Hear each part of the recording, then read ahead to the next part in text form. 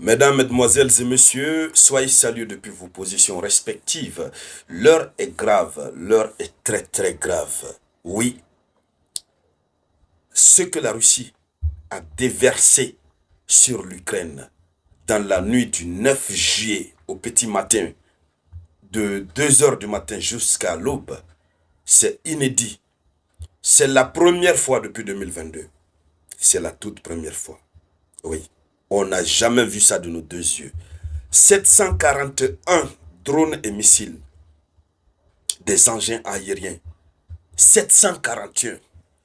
La toute dernière fois que Vladimir Poutine a ordonné le lancement de drones massifs sur l'Ukraine, c'était lors du week-end, je crois, surpassé, où ils avaient lancé 550 drones.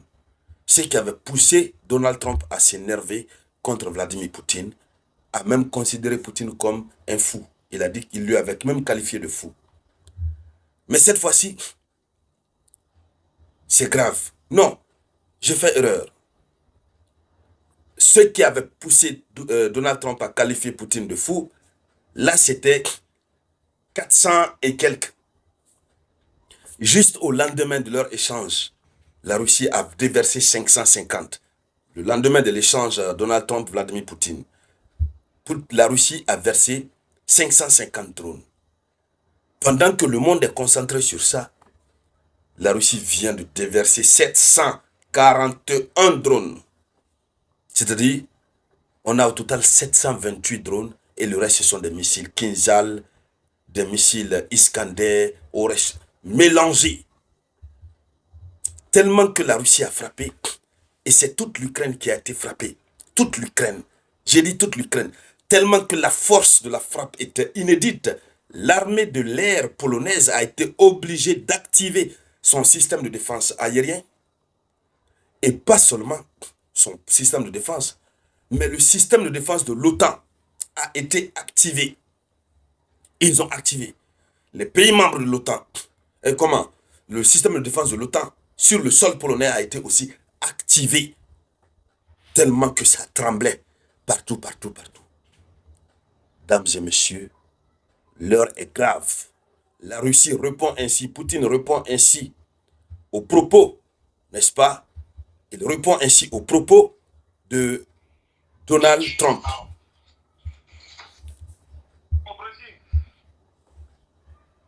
Voilà, allons-y. Donc, il répond ainsi aux propos de Donald Trump.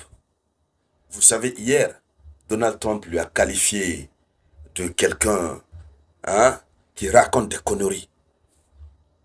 Donald Trump l'a qualifié de quelqu'un qui racontait des conneries. Oui. Donald Trump a dit, bon, les discussions avec Vladimir Poutine, ce sont des conneries. Tous ceux qui ont suivi la vidéoconférence hier, vous savez déjà que ce qui s'est passé ce matin, ce qui s'est passé la nuit d'ailleurs, du 9 juillet, vous comprenez déjà que ça, c'est une réponse à Donald Trump. Pour le moment, la Russie ne s'est pas encore prononcée pour dire que c'est une réponse. Mais on comprend déjà. Allons-y dans les profondeurs, mesdames, mesdemoiselles et messieurs. Voyons un peu plus dans les détails de quoi il s'agit. Mais avant de continuer, je vous demande humblement de partager la vidéoconférence. Il faut la partager au maximum. Partagez-la dans tous les groupes possibles. Oui, mettez beaucoup de likes. Alors, selon l'information officielle, 741 cibles aériennes en une seule nuit sur l'Ukraine. Une seule nuit, 741. Et la Russie est passée à un autre niveau. La Russie veut vite finir avec cette affaire. Comme la Russie a compris que les gens là ne veulent pas la paix, il faut rapidement évoluer. Alors, selon l'information officielle, la Russie a lancé la plus grande attaque depuis le début de la guerre en Ukraine. 728 drones de divers types, plusieurs types de drones, 13 missiles, 718 des 741 cibles en 30. Oui, donc on a 728 drones et 13 missiles, ce qui fait au total 741 engins. La ville occidentale de Lutsk a fait face au bombardement le plus lourd avec des incendies déclenchés dans une coopérative de garage et une installation industrielle. Oui. Alors, au-delà, la frappe aérienne record contre l'Ukraine qui a été lancée et qui comprenait des drones Shahed.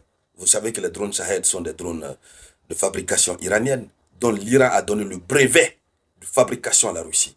L'Iran a installé une usine de production, c'est-à-dire l'Iran a transformé l'une des usines de la Russie qui produisait d'autres formes de drones en usine de production des drones Shahed. L'Iran a dit, au lieu que je te livre, toi-même produis sur ton sol, comme tu veux. L'Iran a encore envoyé des experts pour former des Russes, pour produire les drones Shahed. Et ces drones sont d'une sophistication inédite dans le monde. Seul l'Iran disposait du brevet. L'Iran a donné ça à la Russie. Il y avait aussi des drones imitateurs, des faux drones, pour tromper. Vous savez, ce sont ces faux drones-là qui viennent, qui trompent, et puis qui passent. Qui passent. Ces drones viennent, ces drones trompent, et puis ces drones passent. Donc, au total, on avait plus de drones annoncés, hein? C'est-à-dire, le nombre 741, ce sont ceux-là qui ont fait effet. Mais il y avait beaucoup plus de drones. Parce qu'il y avait des drones, des faux drones, qui partent, qui trompent la vigilance et qui permettent aux autres de passer pour frapper. C'est ça la stratégie que la Russie utilise. Il y avait aussi des missiles de croisière, KH-101, il y avait des Iskander, il y avait des missiles aérobalistiques KH-47. Et selon les données préliminaires, les défenseurs ukrainiens auraient réussi à neutraliser, selon eux, 718 missiles. Ça, c'est l'Ukraine qui parle. Là où les faux drones viennent tromper et les autres passent, quand ils ont intercepté.